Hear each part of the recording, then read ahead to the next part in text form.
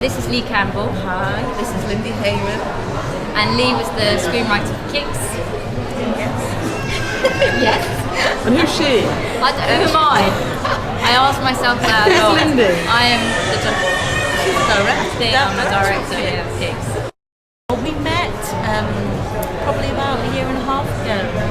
Andy Stebbing, the producer, we all had a meeting in London about 18 months ago. Andy, as a male producer, very astutely decided that he wanted a female director. He thought that the subject matter of the film would benefit from a female director's take.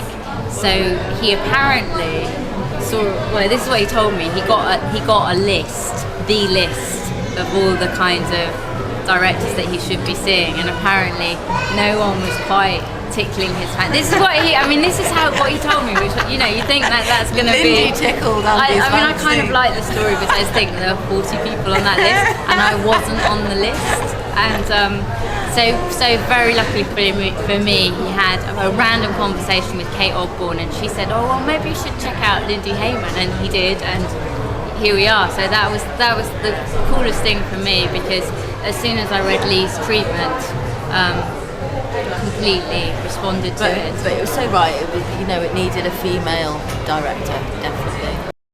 Well, the idea was originally it was already a screenplay written by Laurence Corriat, and she kind of just gave it to Andy, luckily enough.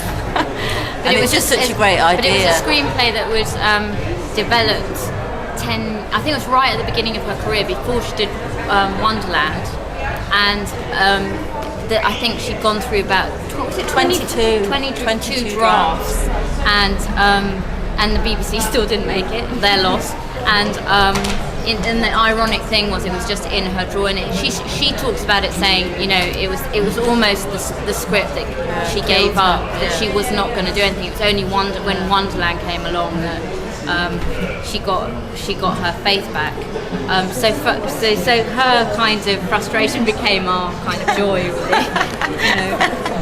It was interesting because she'd written it 10 years previously, so her kind of, it was changed quite a lot from what she initially started, but the relationship between the two girls was something that the main premise, and the main concept and premise stayed the same. But it was Manchester, and it was Manchester United footballer, and it was just funny because her reference points were all Oasis and Manchester, and it was 90s Manchester. And the clever thing with that Andy saw the potential of kind of updating it for Wags. Wags didn't exist 10 years ago.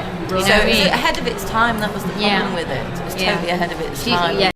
As soon as Andy said it's two teenage girls who kidnap a Premiership footballer, I just was like, oh, that's genius. Why didn't I think of that?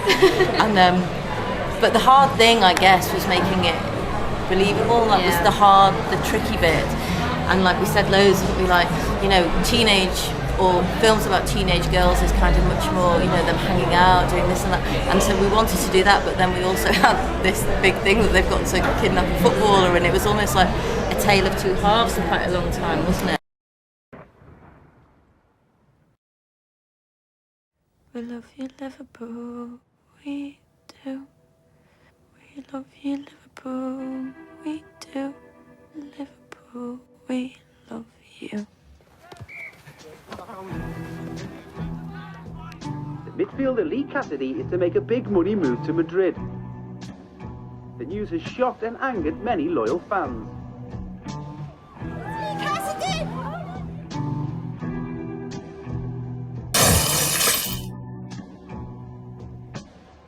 You can't go. How can we persuade them to stay? What's your name? Nicole. Jasmine Butler. Do you believe in faith?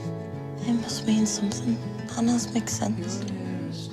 If you want something, just shout it out to the universe, you'll get it.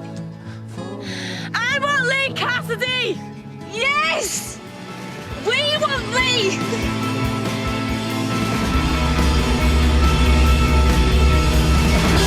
Nicole, you should come and party with us.